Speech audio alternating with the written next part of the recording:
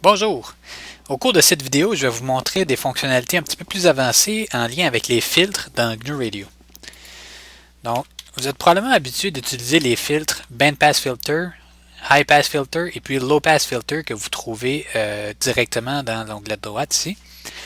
Mais vous n'avez probablement jamais utilisé le filtre FFT Filter. Parce que quand on double-clique pour avoir les propriétés, on voit ici que ce qu'il faut rentrer, c'est des tabs. Donc, premièrement, pour utiliser ce module-là, il faut comprendre qu'est-ce que ça veut dire des tabs. Pour ça, on va utiliser un outil qui va nous simplifier la vie. Donc, dans le menu Tools, on peut utiliser l'outil qui est Filter Design Tool ici. Donc, cet outil-là va nous permettre d'obtenir ces fameux tabs pour le filtre qu'on veut en fait. Donc, on va sélectionner un filtre de type FIR, donc un Finite Impulse Response Filter de type passe-bas, avec une fréquence d'échantillonnage de 32 kHz, un gain de 1, une fréquence de coupure de 5 kHz et puis un Start of Stop Band de 6 kHz.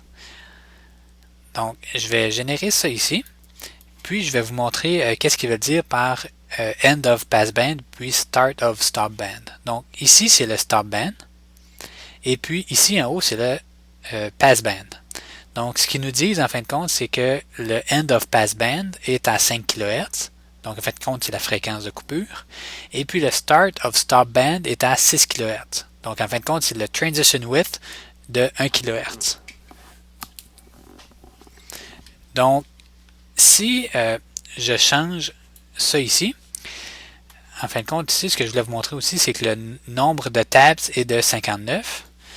Donc, si je change le Transition Width, je le rapetisse.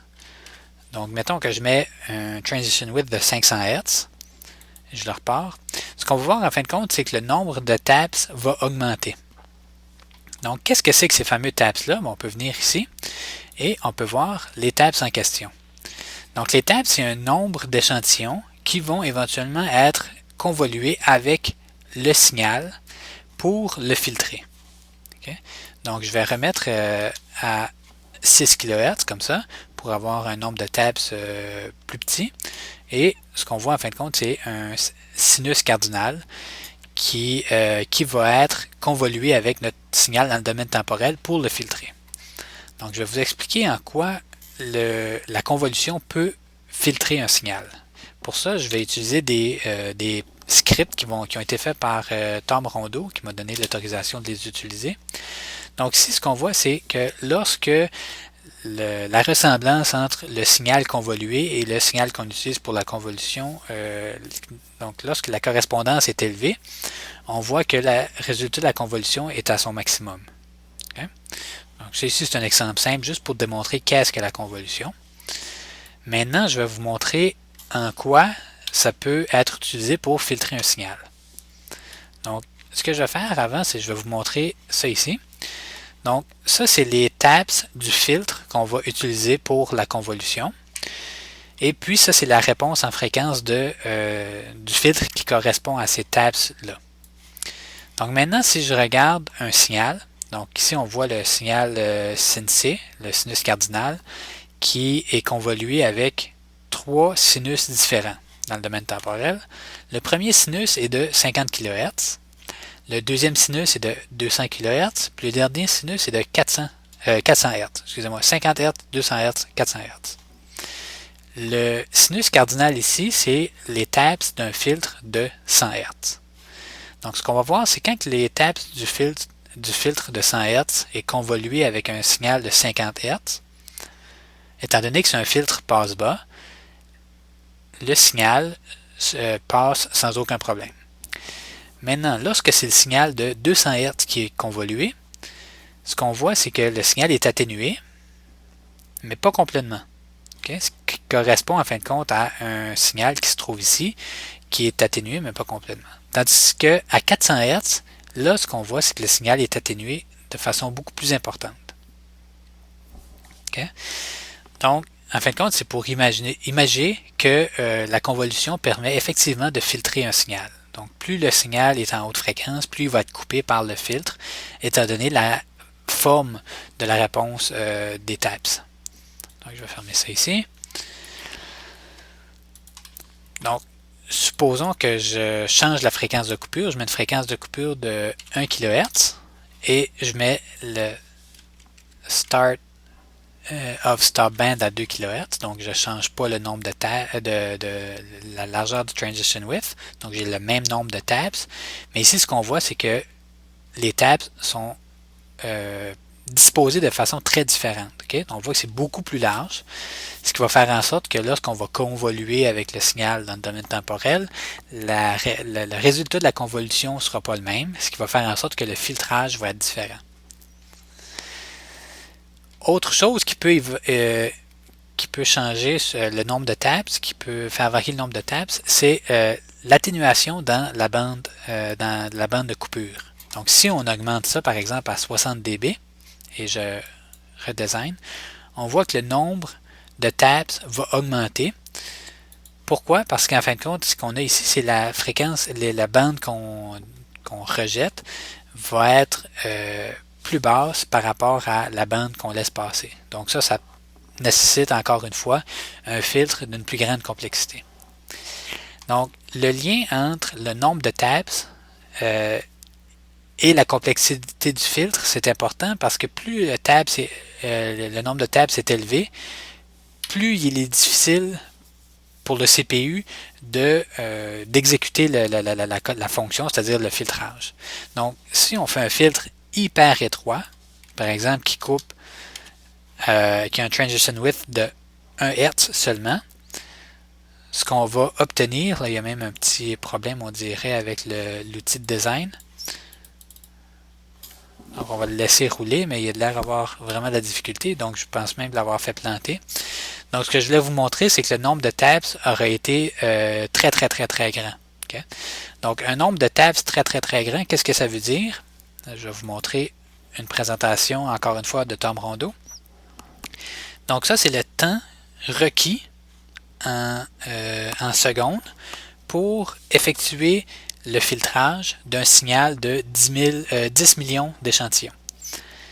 Donc, lorsque le nombre de taps est faible, donc supposons en bas de 25 environ, un filtre FIR qui va faire de la convolution dans le domaine temporel va s'exécuter à peu près le même temps, même voire un peu plus vite qu'un filtre de type FFT. Par contre, dès qu'on a des filtres très complexes, très compliqués en fin de compte, c'est-à-dire avec un grand nombre de taps, ce qu'on va avoir, c'est une augmentation des performances du type FFT par rapport au filtre FIR. Donc, ce que je veux vous montrer avec ça, c'est que lorsque vous avez besoin de faire un filtre qui a un transition width très étroit, ou un filtre qui a n'importe quel autre type de filtre qui va avoir un nombre de taps très élevé, ce qui est vraiment recommandé de faire, c'est d'utiliser un filtre de type FFT plutôt que FIR, c'est-à-dire les fameux low pass, high pass et band pass filter que vous êtes habitué d'utiliser. Maintenant, je vois, donc l'application est réellement il a vraiment planté. Donc, je vais essayer de le redémarrer comme ça. Donc, voilà. Donc, je vais changer le transition width. Je vais mettre 100 Hz plutôt. Comme ça, pour vous montrer que lorsqu'on... Est-ce que c'est encore trop? Donc, je vais fermer l'application. Je vais la relancer juste pour être certain. Force to quit. Donc ici, Filter Design Tool, voilà. Donc, ça comme ça. Je vais remettre les mêmes paramètres que j'avais tout à l'heure. Donc, si je mets 5500, il n'y a pas de problème, je crois. Donc, 117 taps. Donc, je vais le descendre graduellement. 145 taps, comme ça. 193 taps. Et voilà, 291 taps. Donc, dans ce cas ici, si je veux avoir un transition width de 200 Hz seulement, je vais avoir un nombre de taps qui est très important. Donc, vous pouvez imaginer que si vous faites l'acquisition de données avec une radio logicielle, par exemple en utilisant un sampling rate de 20 MHz, 20 mégasamples par seconde, dans ce cas ici, il va y avoir un grand nombre d'échantillons qui vont être traités par seconde. Et si vous avez un filtre de ce genre-là, c'est vraiment recommandé d'utiliser le filtre FFT plutôt que d'utiliser le low pass. Donc, ce que vous allez devoir faire, c'est aussi simple que ici, vous avez les tabs sur un graphique, mais vous les avez ici, les filter coefficients. Donc, vous pouvez venir ici, sélectionner tout, copier l'ensemble des tabs, et puis aller dans votre application GNU Radio et mettre les fameux tabs ici, comme ça. Donc là, avec les tabs que vous venez d'ajouter, en fin de compte, vous venez de créer un filtre qui va avoir une fréquence de coupure de 5 kHz et un transition width de 200 Hz. Donc pour en avoir le cœur net, on va exécuter un petit exemple qui va nous montrer que c'est bel et bien ce qui se passe. On va afficher ça sur un Qt Frequency Sync, comme ça. Donc si j'exécute ça ici, ce que je devrais voir, c'est effectivement un filtre qui a une fréquence de coupure de 5 kHz et qui va avoir un transition width qui va être de 200 Hz. Okay? Donc c'est exactement le filtre que j'ai fait. Puis juste pour en avoir le cœur net, on pourrait retourner ici, comme ça, et puis prendre les valeurs par défaut qui donnent un transition width de 1 kHz, prendre les coefficients, encore une fois, comme ça, copier, retourner à notre application, changer tout simplement les tabs comme ça, pas oublier d'enlever tabs égales ici, juste garder à partir du premier crochet, OK, on exécute, et on voit ici que le transition width est maintenant de 1 kHz plutôt que de 200 Hz. Okay? Donc, si vous voulez comprendre un petit peu mieux les filtres en profondeur, ce que je vous suggère de faire, c'est d'écouter la leçon 10 faite par Michael Osman de Great Scott Gadget. Il explique vraiment bien les filtres, puis il explique même qu'est-ce que les tabs veulent dire, vraiment un niveau supérieur que ce que je viens de faire.